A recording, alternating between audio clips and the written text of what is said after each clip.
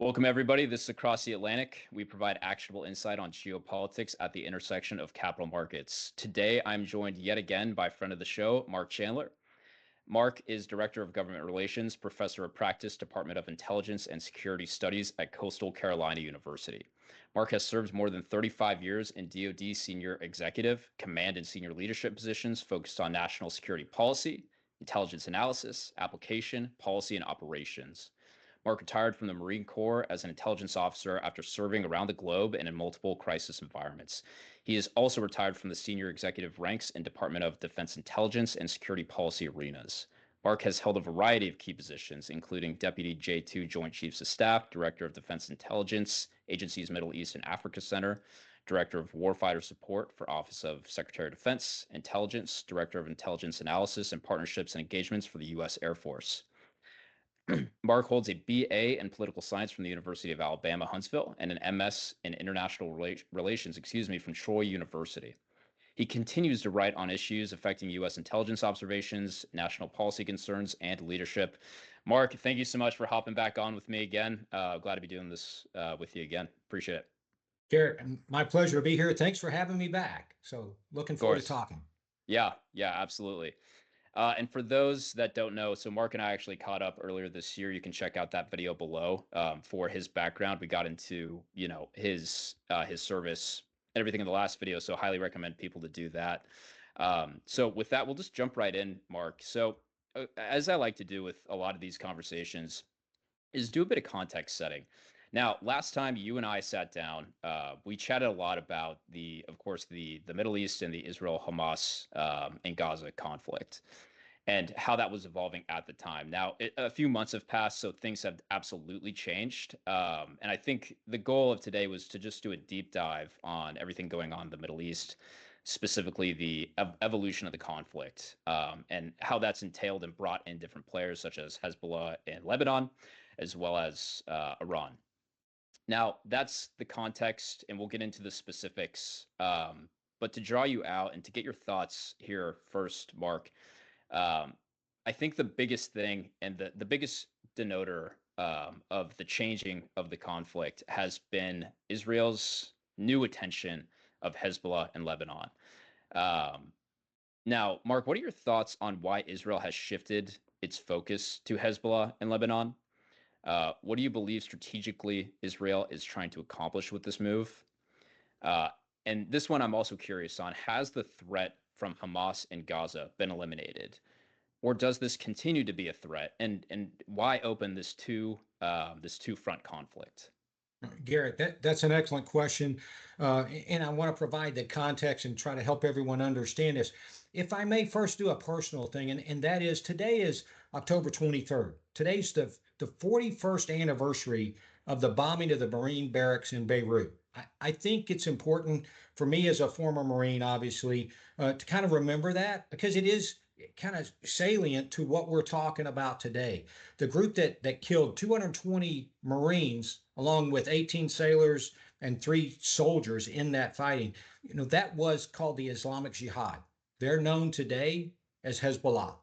And so I think it's important to understand a little bit of context that this fighting goes decades old. And so looking at this, I just want to bring a little bit of memory to that suffering that we as Marines had that day on there. So thank you for that.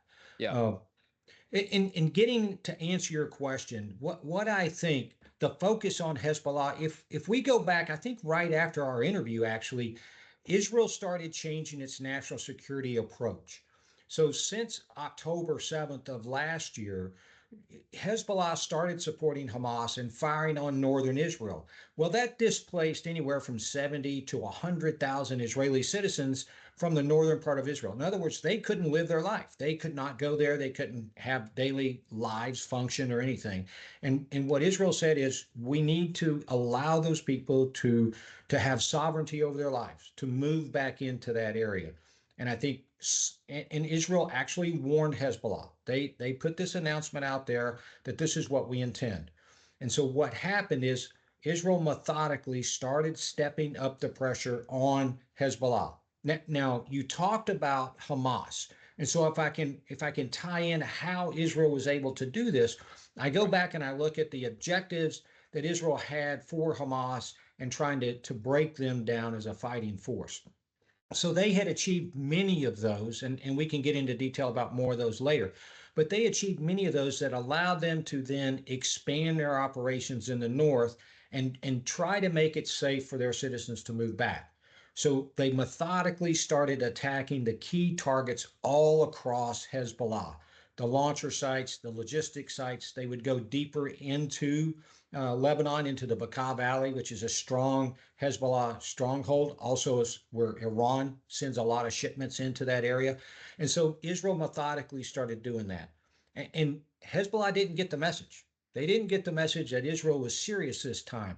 And so I think what you saw a key dynamic change was when Israel killed the leader of Hezbollah, Nasrallah. And I say this is a change because he had been the leader of Hezbollah since the 80s. So you had 30 to 40 years of, if you will, a status quo of how Israel and Hezbollah would encounter each other, except for a couple of flare-ups, the 2006 Hezbollah invasion. You knew what Israel would do against Hezbollah. They never crossed a threshold. This time, I think Israel recognized that to eliminate the Hezbollah threat once and for all, or at least push them back where they're supposed to be according to a UN mandate, they had to strike hard and change the dynamics. And that's what they did. So they have elevated Hezbollah in their priorities and sent in a new message. And we see that with the recent strikes over the last week or so, going after their financial network. Hezbollah has a separate financial network all across Lebanon for them to do their banking and also receive funds from Iran and other supporters of the Hezbollah terrorist organization. So Israel is actually methodically doing this. Now, you addressed a two-front war. If I may, I'd like to put it in perspective and kind of call it perhaps a three-front war. So what I see taking place right now is Israel is fighting Hamas.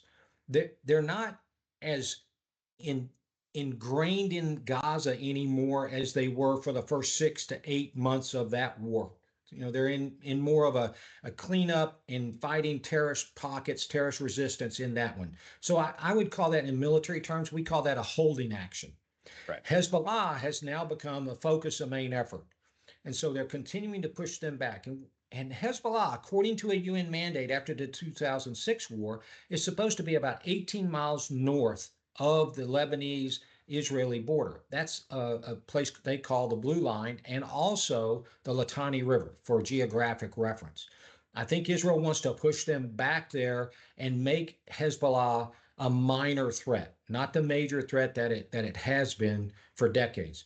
The third front is Iran. We cannot overlook the fact that Iran just a few weeks ago launched a significant ballistic missile barrage against Israel. And so I think you still have that threat hanging over them. So I look at it in a three-front focus, if you will. Right. Israel Hamas, Israel Hezbollah, and Israel Iran. Yeah. So that is all incredibly helpful and insightful, Mark. And I also want to just take a step back. So you mentioned a few key points in here as it relates to the timeline of how we actually got here. And I think it's important just to reiterate how, in fact, we did. So what I've actually done is I put together this very high level, very loose, quick and tight timeline just so we can, let everybody know. And I guess kind of remind folks how we actually got to this place, because it is so easy to lose track of the tit for tat and, who's done what, how we actually got here. Why does it matter? What's the context? Right. So hold on to that thought, and we'll keep on chugging along. So just to briefly do a flyby of the events post October 7th, right? So of course we had October 7th. This has kicked everything off last year, October 7th, 2023, and now we sit here October 23rd in 2024. So over a year later, right? So October 7th happened last year. You then have April 1st of this year, where purportedly Israel conducts airstrikes on the Iranian embassy in Syria. April 13th, about 12 days later, again in 2024, the Islamic Revolutionary Guard Corps, the IRGC, as you know, launched a large-scale drone and missile attack from Iranian territory directly targeting Israel. So that was the first time this year in 2024 that Iran actually directly engaged Israel from its own territory. Now, after this, You receive a period of relative quiet. Obviously, the Hamas Gaza operation is still ongoing. Um, then after this period of quiet, you have the Hezbollah pager strike in Lebanon. And this is some of the stuff that you're talking about right now. After that Mossad, what I have to assume is a Mossad operation by the Israeli intelligence services. You also have this accompanied with airstrikes. Multiple Hezbollah leaders are killed, essentially pummeling one of Iran's major proxies in the region. And this is important, and this is this denotation of the changing of the conflict that I mentioned. The Israeli defense minister calls this the new phase of the war, and that's a direct quote, right, coming from the Israeli government. Now, what's happened most recently, and none of this is going to be a surprise to you, but for everybody listening, again, very helpful context setting. So that was all what happened. Now, where do we sit today? Iran responds directly once again to this attack that you mentioned, fires 200 ballistic missiles, so upgrading from just drones and some missiles, but we're talking about 200 ballistic missiles at Iran, excuse me, more than 2 weeks ago. As of Thursday, 10/17, Israel kills Hamas's leader, Yahya Sinwar. Probably pronouncing that wrong. After that, Israel's Netanyahu said Sinwar's death does not mean the war is over. Of course, pressure from the U.S. To probably have some sort of peace deal. After this, and this is getting into this month, October 2024, a drone from Lebanon hit Netanyahu's residential home. He's fine. As you mentioned, Israel begins targeting banks in Lebanon with Hezbollah ties, because as you mentioned, this goes beyond just military fighting force. This is also financial support as well. So they seem to be targeting, or seem to be taking advantage of a perceived opportunity to take out Hezbollah root and stem. And then most recently, and this is as of this week, Pentagon leaks show insight, or the U.S. government's insight into Israel's potential plan for response to the Iranian ballistic missile attack. This has satellite imagery from some intelligence analysis as well, talking about the National Geospatial Intelligence Agency, looking at Israel's potential use of its own air-launched ballistic missiles for long-range strikes at Iran. Now, that was kind of a mouthful, but again, this I think is helpful context setting for folks to, essentially describe how we got here. And as we sit here today, Mark, on October 23rd, we are still waiting for that potential Israeli response. So now to bring us back up to the top, I think the piece that you mentioned there of, why open this 2 to 3, as you described it, front conflict with Hezbollah in Lebanon, Hamas in Gaza, and then, of course, Iran, which funds and supports both of these proxies that we're talking about. I mentioned the pager attack in Lebanon, and you mentioned some of the strategic initiatives of why Israel is now targeting Hezbollah so aggressively. That's super insightful. So, Mark, what are your thoughts on the recent success, it seems like, of Israel's intelligence services, specifically on that pager attack? What's the intention here? And do you believe they were successful in accomplishing their goals? Well, that's a great timeline, by the way, Garrett. The way you broke that down and hitting the key events, I think that's excellent. And I think that'll help your viewers, understand kind of how this has played out. And we are in a new era right now, according what you quoted the Israeli defense minister, accurate. It is a change of dynamics in the interactions. And Right. so specifically talking about the pager attacks and Israeli intelligence success, I've worked with the Israeli intelligence folks in a couple of my positions. I admire them. I appreciate their capabilities. We had a good partnership in working together. So I respect their capabilities. They really had a black eye after October 7th. Yeah. Missing what Hamas was going to do. A lot of people call that an intelligence failure. We won't get into that, but they really got their feet under them. They Right. really started pushing forward and working now. I think their tactical intelligence and their strategic intelligence are really back. They're getting everything going right now, as proven by what I would call one of the most highly successful intelligence operations in the history of all intelligence operations, the pager and then the walkie-talkie attacks Right. that occurred over 2 days there against Hezbollah. I mean, number one, it was a bold, audacious move. I mean, to go in there and one, to have the finite intelligence to be able to map out where those pagers will go, intercept them in their supply chain, and know that I'm going to target Hezbollah and Hezbollah only in this attack, and then be able to do that. So basically, they had great inside information. This is a combination of the Mossad working there, some IDF military intelligence, and then they have this SIGINT unit, which is there's hardly an equal in the world. That's unit 8200 is their SIGINT force in Israel. So you look at a combination of how they work together to put those pagers in and then execute the operation at a time and place of Israel's choosing. There was some talk that maybe the operation was getting compromised. I'm not so sure about that looking back now. I think Israel timed this out to hit those pagers. And what that does is it shows the Hezbollah that something that they felt was secure. Because what happened is back in February, Nasrallah told Hezbollah, we can't use our phones because Israel and the United States will track us on that. Let's switch to pagers. So Hezbollah changed its communication structure completely and using pagers. And I'm old school, so I know what a pager does, but it's a passive receiving device. It doesn't transmit out necessarily, it just receives messages. So Israel was able to get inside that network, as I said, get inside the supply chain, plant the explosives in those, and then work that out naturally among a Hezbollah logistics process so that they could strike Hezbollah. Excellent operation. I mean, hats off to them for doing this. What that does, since Hezbollah said this is a secure method to communicate, that's no longer secure. So how that's got to shake their confidence. You follow that up 24 hours later with the walkie-talkies, and it pretty much destroys their ability to communicate and really destroys their confidence in what they feel were two secure methods to be able to talk and not have Israel interfere with them. So that's what we want out of a covert or a clandestine military operation. It's something like this. It really capitalizes on a lack of confidence and creates disarray. Hezbollah was really shaken at that time, and you could tell through Nasrallah's action. He was still alive at the time. And so this is a strong message. And I think Hezbollah didn't get it, so to speak, because they kept attacking. So this strong message was met. Yes, we're confused. We're not sure what's going to happen as Hezbollah, but we're going to keep fighting. And that really kind of changed the dynamic, started to change the dynamic that Israel was approaching with Hezbollah. Yeah.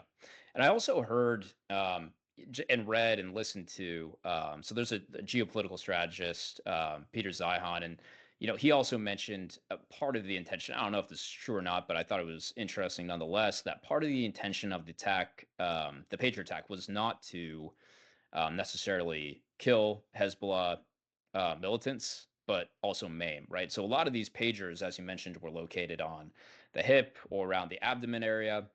Now, that might not necessarily kill you, but that's definitely going to maim you, maybe a hand or something. So it makes you incredibly easy. It makes you incredibly identifiable as a Hezbollah militant in the future, um, which I think is kind of interesting, right? I mean, you can just visually see it, and so you do have to do less intelligence to, just figure out who is a part of this terrorist organization, this Iranian proxy. Well, fantastic. No, it's super helpful. And then, Mark, outside of the Israeli intelligence operations in Lebanon and targeting Hezbollah, um, it seems, and I mentioned this before, it seems that, and this is my guess, that the Israeli government is seeing an opportunity, or the IDF is seeing an opportunity to really go in and cut the head off the snake of this Iranian proxy right on their doorstep. Now, you mentioned part of their strategic goals on turning their attention to Hezbollah and Lebanon is pushing them back to away from their own border, pushing them back to that 18 miles that you mentioned. Might be 18 to 20 miles that you mentioned. Um, to me, it seems like they're going a little bit more than that because this is a unique geopolitical moment where yes, they're working with their partners in the United States, and we're obviously cautioning, restraint and advising restraint. But, look, if I'm Netanyahu or I'm the Israeli government or policymakers, I'm sitting there and saying, look, the American administration's about to see a transition. We can kind of do what we want. We've been wanting to pursue this goal for a long time. So I don't necessarily blame them at all for seeing this opportunity and then trying to seize on it. But to me, it seems like they're going further. They just want to cut it out even past that 18 miles, which again I think is strategically probably right for them. Um, in doing so. So do you what's your assessment here? I mean, do you view this as, hey, they're going to walk away once they get Hezbollah, pushed past the 18-mile mark, or are they going a little bit further here? What are your thoughts, Mark? I think since Israel took out Nasrallah, which, as I mentioned, that changed the dynamic of the interaction between Israel and Hezbollah that's been in place for 30 plus years. The attacks on Iran and the pending attack on Iran is also changing the dynamics. You haven't seen Israel and Iran fight directly. So Right. so when I look at this and to try to address your question, and I appreciate the strategic uh, context of it, I think one, they want to return their citizens. That's in their national strategy now. They want to return their citizens to the north safely. That's Right. pushing Hezbollah back from interfering. If it's the blue line, the 18 miles, the Litani River, that's where they want to go. The UN, by the way, the UNIFIL forces that are in southern Lebanon were supposed to keep Hezbollah north of that. They failed at that mission. So Israel's going to take it under their own advisement and try to do that. But and you use the words, but what we see in the military sometimes is we need to exploit an advantage. And I think Israel's now trying to do that. Since we're changing the dynamic, let's change it even more to reduce the threat of Hezbollah for the foreseeable future. You're not going to eliminate it. I've got to say that you just cannot eliminate this terrorist mindset or the entire Hezbollah organization, but you can make them ineffective for a significant period of time. And I think Israel is now going to exploit the opportunity to do that. So part one, let's make it safe for our citizens. Part two, Right. let's eliminate as much of the Hezbollah threat as we can. Now that's got twofold objective. And when I look at that, that's you call it out. That's Iran's number one proxy to go against Israel. So now I can eliminate or reduce that threat. But I'm striking Iran while taking out Hezbollah. And so I'm reducing Iran's ability to influence and impact me from the north through its number one proxy. So it's a twofold accomplishment by continuing to push forward. And I think Israel will continue to exploit it. If I can draw a quick comparison, Please. Yeah. I was in Desert Shield, Desert Storm.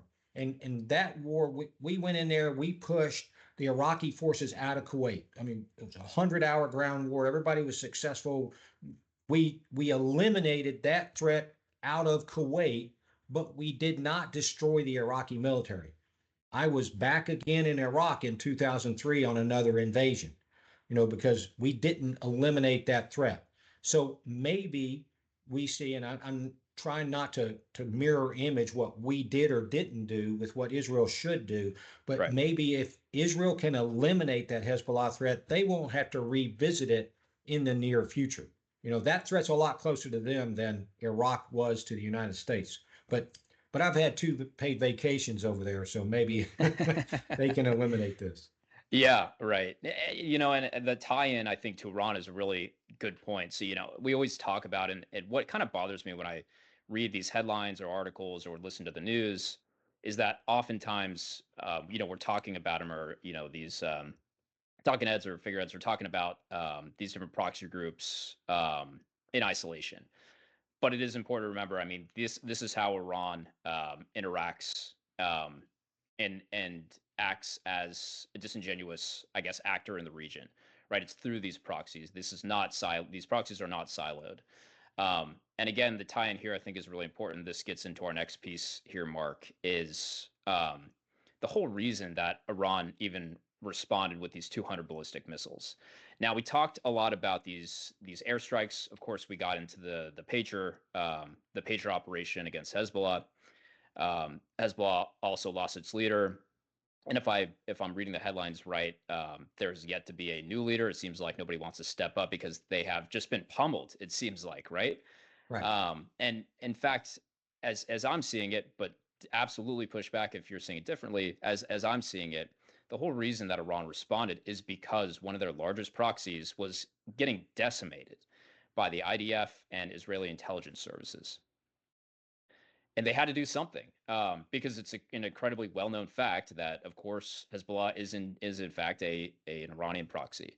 So they're just like, hey, we can't leave these guys out to dry. We have to respond in some form or fashion, and that ended up taking the form of a ballistic missile attack from Iran. So to me, this kind of seems relatively now 200 ballistic missiles is by no means restrained, but it seems like they did not want to do this. If Israel wasn't attacking their proxies, but of course, as we discussed, Israel is seizing the opportunity and seizing the moment here, probably and probably rightfully so. This almost seems like political theater. This didn't represent a direct threat to Iran. But again, this is just my assessment. I'd be curious to get your thoughts. So, how do you contextualize, Mark, Iran's second this year direct attack against Israel? Well, one, I think it's very significant, and you pointed out the first attack back in April being from Iranian soil, an attack on Israel. This is the second such attack in just 6 months Right. From Iranian soil on that. You're absolutely correct in pointing out that Iran had to show support for Hezbollah.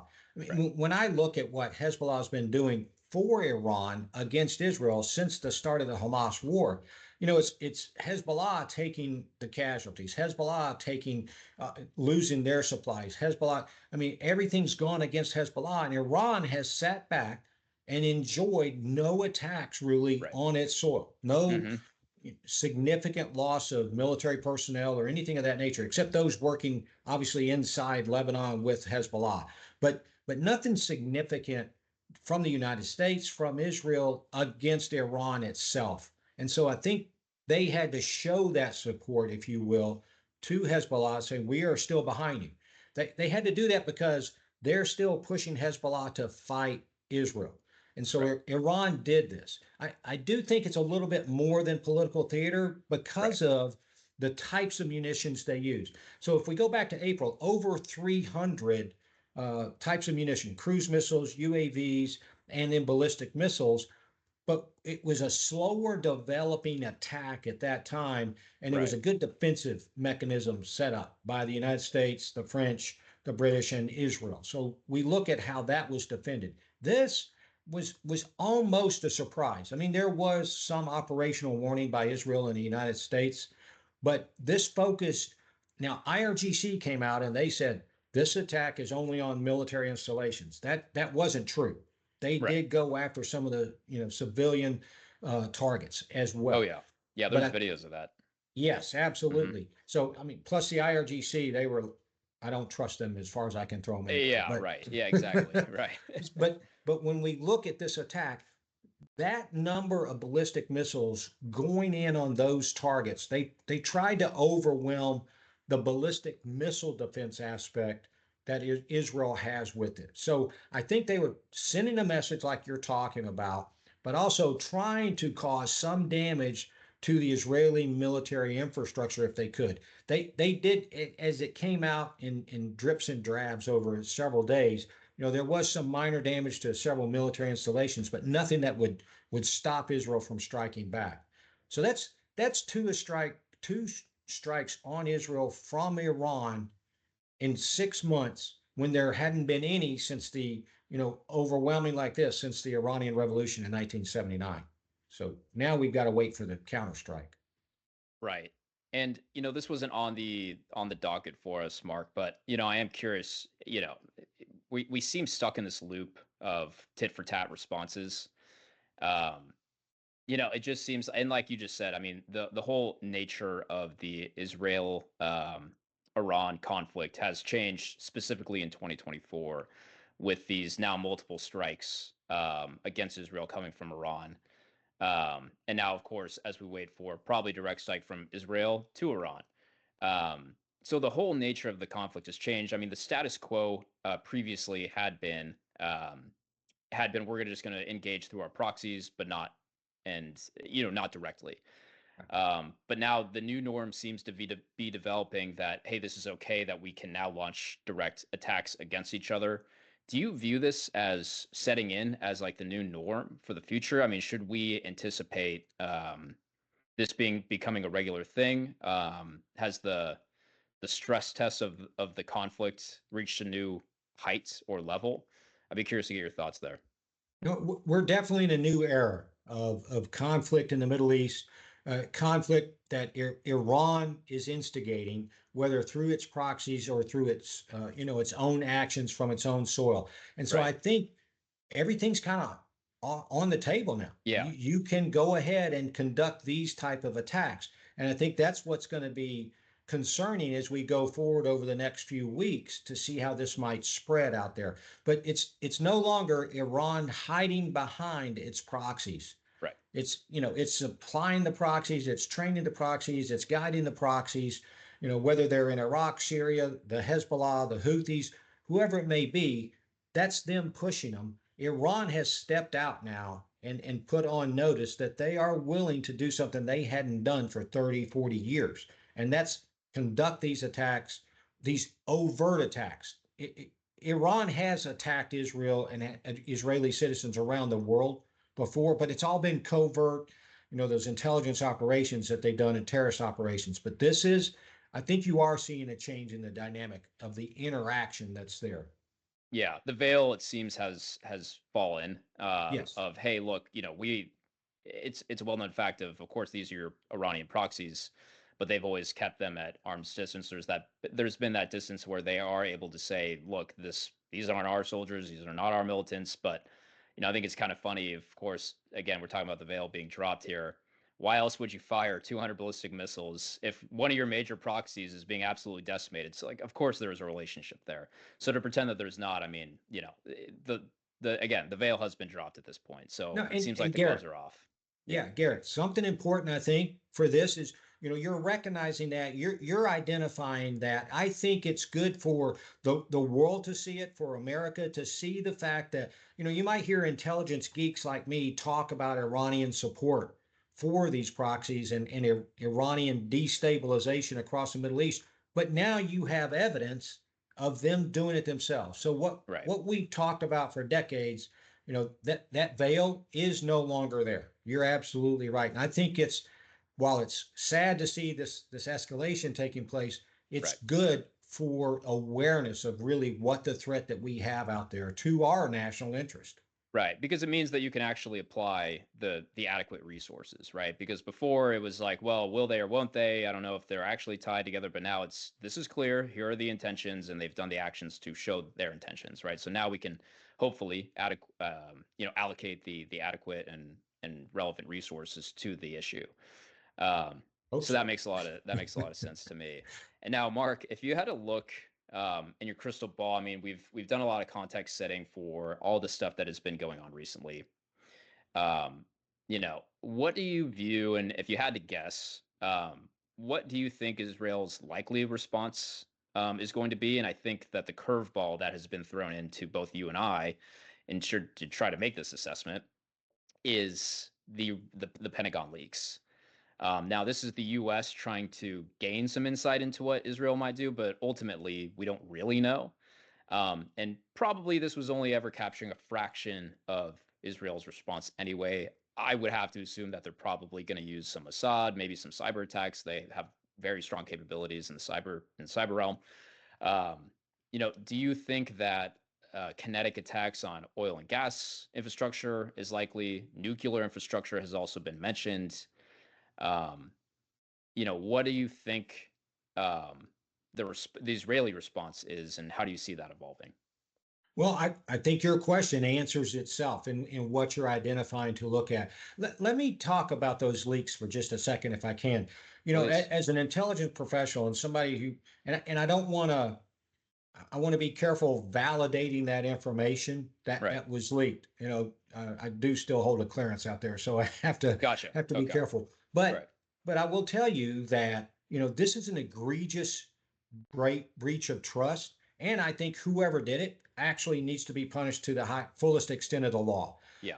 Because a Right. couple of things. One, obviously, Israel didn't want to communicate much to us because they were afraid of this very idea of leak, of breaking operational security. So that trust, and listen, I worked with Israeli intelligence for years, and understanding we had an excellent relationship and a great amount of trust. I think this administration, and I'm not trying to be political, I'm just looking Yeah. at how things have played out. Yeah. You look at the lack of trust between the leaders of the countries involved and how Israel perhaps doesn't want to be as forthcoming in what they may do. They are going to put their airmen, their soldiers, their intelligence professional in harm's way.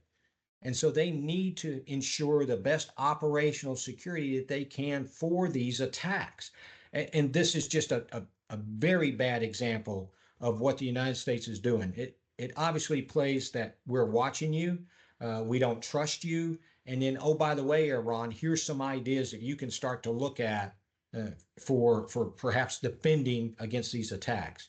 So that it's just bad all around, and I just had to talk about that. I apologize for going on about it. No, no, Um, no, no, no. Yeah, so, that's incredibly helpful context. Thank you. so to get to your question now and talk about the target set, if you will, that I see Israel looking at, I believe everything is on the table.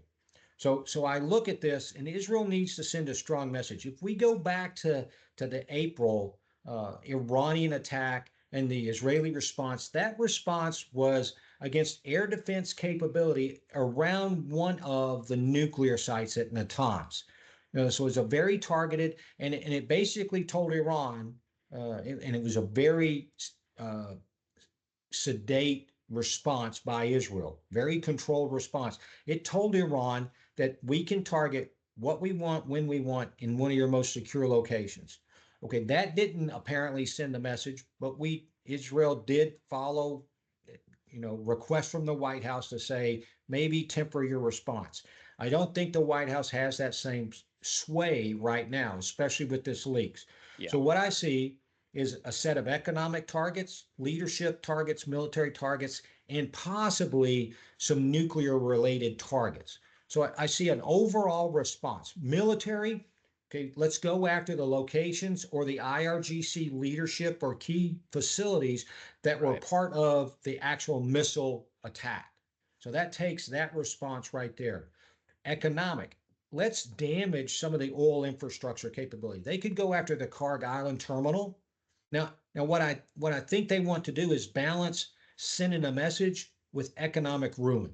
They don't want to create an environmental problem out there. They don't want to take the Iranian oil offline forever. But I think Right. they can strategically strike targets. I mean, there's a lot of oil and gas platform expertise of how I can specifically take down certain aspects of those facilities and take them offline for a while.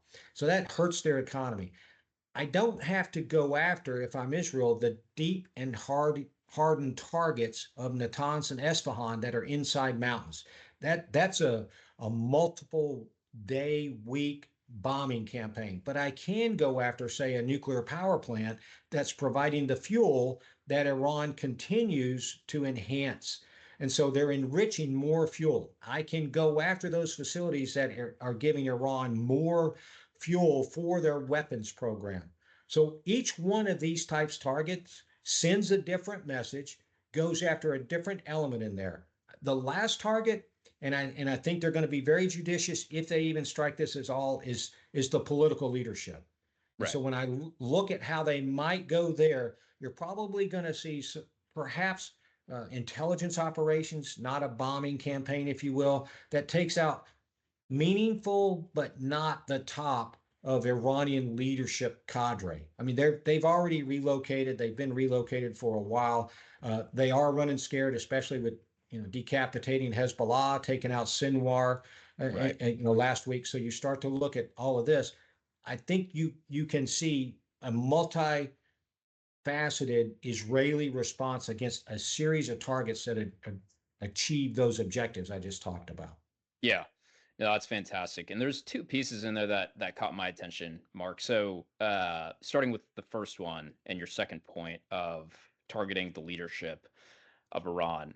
So we were talking prior about, how the conflict itself has kind of ratcheted up to a new level of normalcy. Whereas prior, we're not going to attack each other directly. Now we are. That's changed. Now we are attacking each other directly. But it seems like we're still going to stop short of like, while yes, the heat level has been raised, we are still taking off the table, like, we are not attacking directly political leadership on either side. And I also think, too, the strategic considerations of making normal attacking nuclear sites. Quick tangent for a brief moment. I mean, this seems to be something internationally that's being recognized. I obviously think to the Ukraine-Russia conflict. I'll call it a war. I don't want to say conflict, but the Ukraine-Russia war. Mm-hmm. It seems like, there's some intent to intentionally stay away from directly attacking nuclear sites, and that's happening in Russia, Ukraine. This is also, of course, I think being a consideration in the Iran Israel conflict as well. So it seems that while yes, the tensions are being ratcheted up, there's still some things that are going to be completely off limits, at least for now. So we'll see how that plays out. And then the second piece that you mentioned too is the oil and gas infrastructure. Now, I was doing some analytics to the people that watch a lot of the show. A lot of oil and gas and energy professionals. So I think that that's incredibly relevant to touch on. Mm-hmm. So if you could explain a little bit about that export terminal, if I'm thinking correctly, there's only one in the country, and so if you take that offline, you're seriously doing some damage to the export capacity of Iran. Now, that also, I think, affects probably the day-to-day prices of oil around the world. I mean, you absolutely saw this take place on the headline at the beginning of October when Iran was sending 200 ballistic missiles to Israel. I think oil was up at least 2% that day, Mm-hmm. right? So I think another headline like that, you would expect to see some price action on that as well. But if you could, I guess, just super briefly and what you know on it, what is that export facility that you mentioned, or just oil and gas infrastructure within Iran in general? Well, that's the Karg Island terminal that I was talking about. And basically, Iran is under sanctions where they're not allowed to export oil. But Right, but what's happening is obviously you've got ghost fleets of tankers that are out there that they're right, definitely running in and getting that oil out there. And they've got a lot of offshore pipelines that run out to fill those tankers. They've got the refineries sitting there on the coast and on Karg Island. So a big pipeline infrastructure, refinery infrastructure all throughout that area, along with a lot of what we call GOPLATs, gas oil platforms in the northern part of the Persian Gulf. So yep, you've got those facilities that are set up there that you can selectively and surgically take those out. We have worked on that in some of our targeting aspects throughout my military careers to make sure we can take what we need to out, not create an environmental disaster, but take something offline for a while. So there are ways to do that. You did touch on cyber. Cyber is a way to go out there and shut those facilities down. If you remember on our own East Coast, the Colonial Pipeline of about oh 3 years ago, the yep, cyber attack on us that was originated in Russia, you look at that and how we were down for I think 10 days to 2 weeks on the East Coast. We ran out right, of gas. Gas prices spiked. So all you need is kind of a spike like that. That sends a message, to them that we can further affect your economy and take out where you're getting money, even though it's illicit, where you're getting some of this money. China would be concerned about that because they're a big benefactor of illegal oil. And so what that does, and you're probably a better economic analyst than I am. I think I got a C in economics, but I don't know if I but want to claim that title. a long time ago. So I look at Yep, this. Obviously, Iran is filling a void for certain countries to get that oil. If that doesn't exist anymore, then people turn to OPEC, and then those prices are going to go up. The U.S. I think the oil prices will go up because they need another avenue to get that oil. So that's the ripple effect that will occur should Karg Island be eliminated. And I don't think that's in the books. I just don't see that. But I also see maybe a selective, let's reduce the capacity for a while. There is a leak. I'm not sure if it's still happening. I read it a couple of days ago that it was still there. There's a leak, an underwater leak at Karg Island. okay, And so the Iranians right. are trying to stop that. How that started, there's still an investigation underway. Right. Okay. Yeah, no, that makes a lot of sense. And that's, I think, important. So you do not think, Mark, that Israel is likely to target oil and gas infrastructure for Iran I, Let me be very careful, especially for kinetically. some of your audience. Yeah, I do not believe they're going to destroy got it. their oil and gas production capability. They may reduce its capacity for a specific period of time, but not destroy it, because that really doesn't benefit anyone.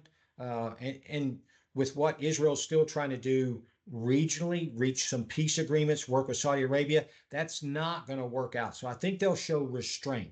I could be 100% wrong, but if they do go after it, I think it's a surgical precision strike with a time frame of reduction of capacity.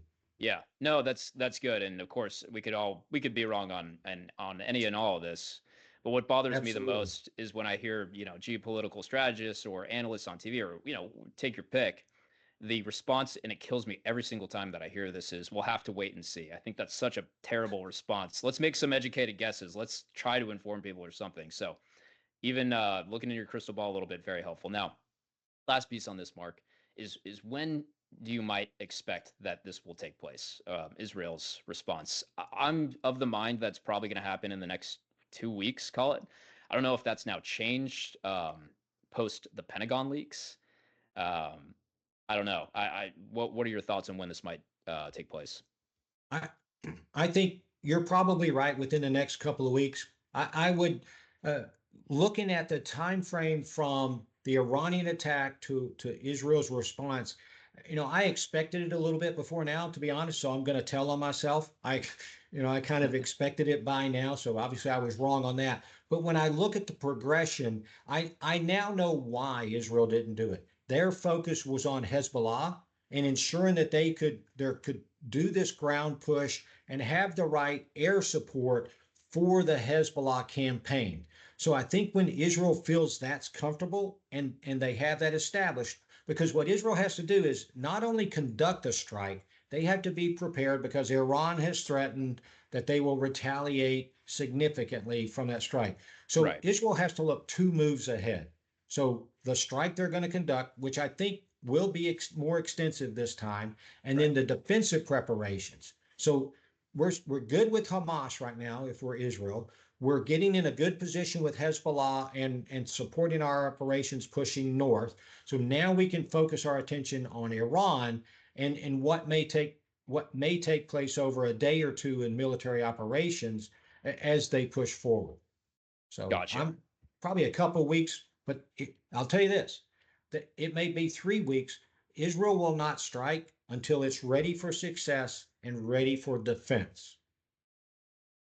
Perfect. That's fantastic, and I appreciate you looking out there a little bit, Mark. Thank you. So we've talked. I think so. We're sitting at 50-ish minutes right now, Mark, and we've talked. I think at length about the Middle East and going into the deep dive of the implications of all the new and recent headlines.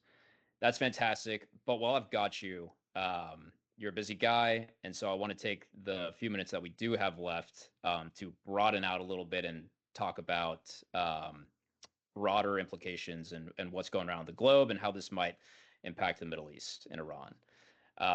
Now, I don't think that any of this is going to be news to you, but certainly perhaps to folks watching. I think this is very interesting. So there were reports now confirmed that North Korean soldiers are now fighting in Ukraine. At the same time, dual use equipment is being provided to Russia's war machine by China directly. And we talked about the veil being dropped of nation state intentions. It feels, with all of these actions happening at a global scale, that the veil of neutrality is gone at this point, or very close to being gone at least.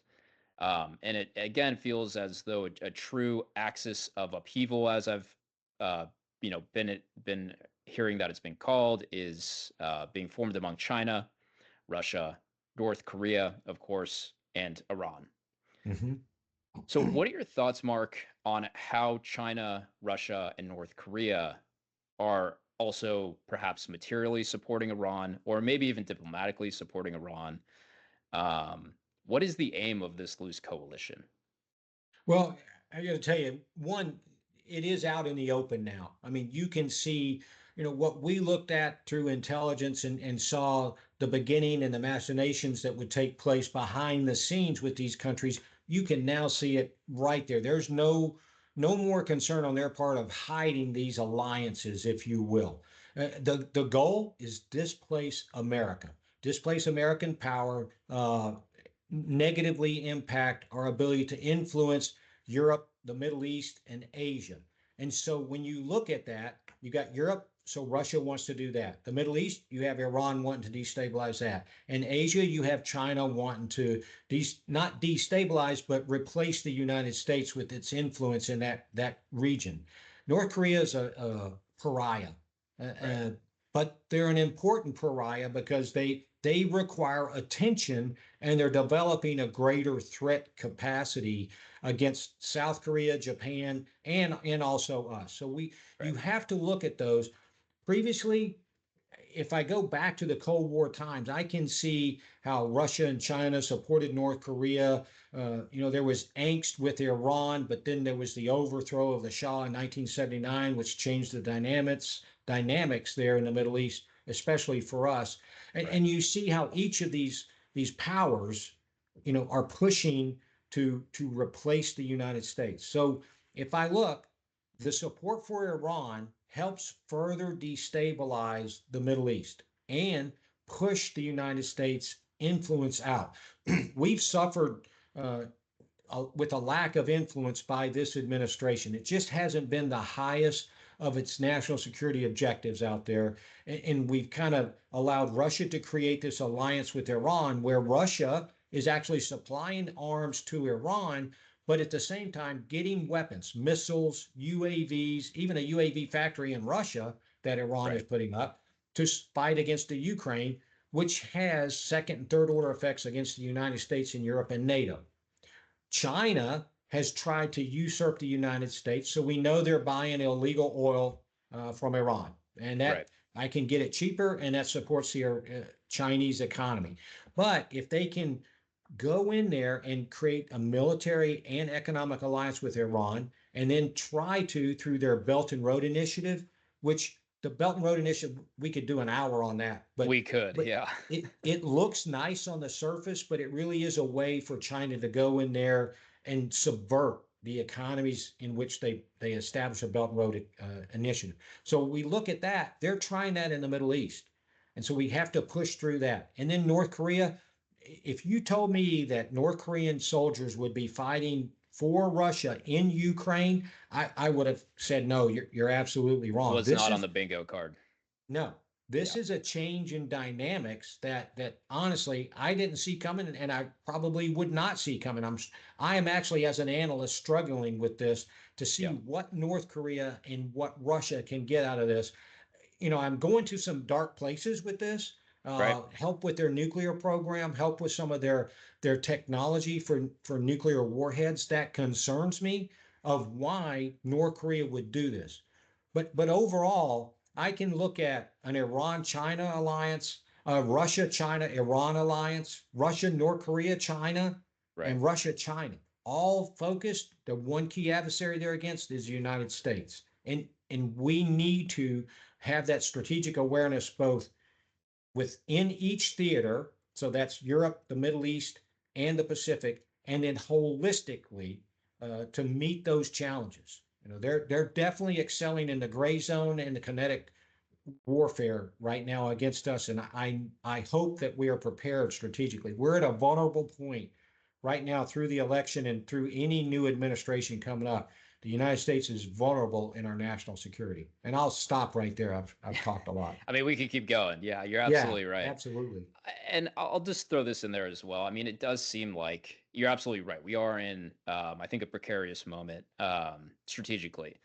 As you mentioned, that happens every time or any time that there's a transition of power within the United States.